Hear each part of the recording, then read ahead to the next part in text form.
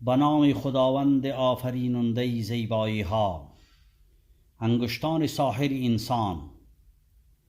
با عرض سلام و خسته نباشید هموطنان عزیز. بدون شک از امتیازاتی که انسان نسبت به سایر مخلوقات دارد، یکی هم غریزه تمیز و ظرافت‌های هنری اوست.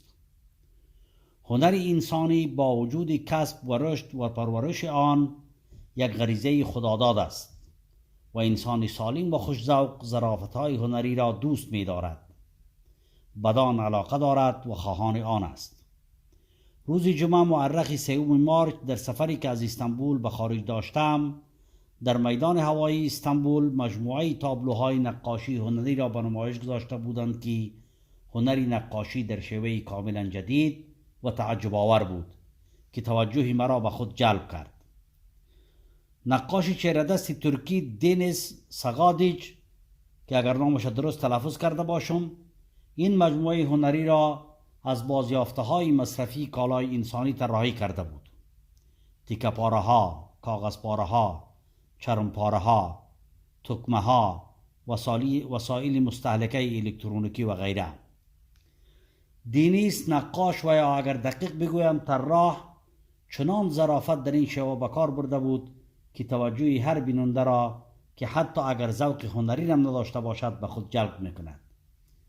من هم ذوق خود را به کار انداختم و این تابلوهای هنری را از نزدیک به دور جدا جدا فیلم برداری کردم و خواستم با شما شریک بسازم تا این ویدیو را تا به آخر ببینید و غریزه زیبا شناختی خویش را اشباع کنید. واقعا جالب و دیدنی است، آن را از دست ندهید. و السلام.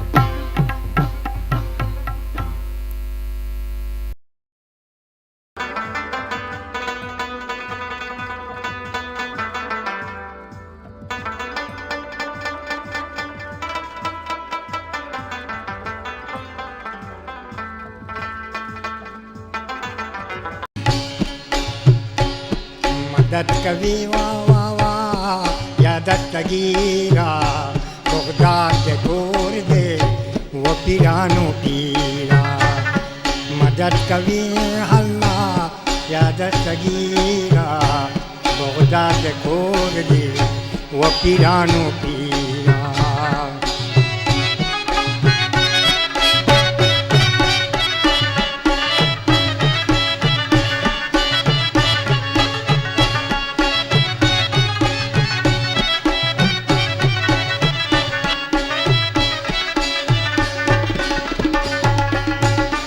मंगल की बंदा बेटोल जहाना वेदे दबदबा पाक की निशाना वेदे दबदबा हल्ला पाक की निशान तेग में न हल्का नुमदी कजीरा मदद कविया या दस्तगीरा तेग में न हल्का नुमदी कजीरा मदद कविया या दस्तगीरा बगदाद के गोर दे पीरानो पीरा मदद कविया या दस्तगीरा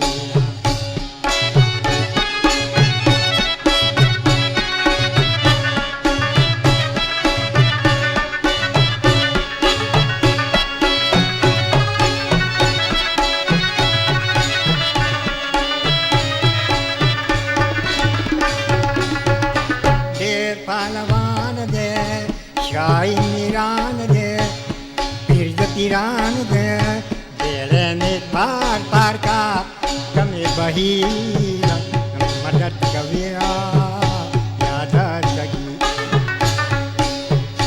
बेड़े में पार का वकनी बहीरा मदद कविया याद सगी मदद कविया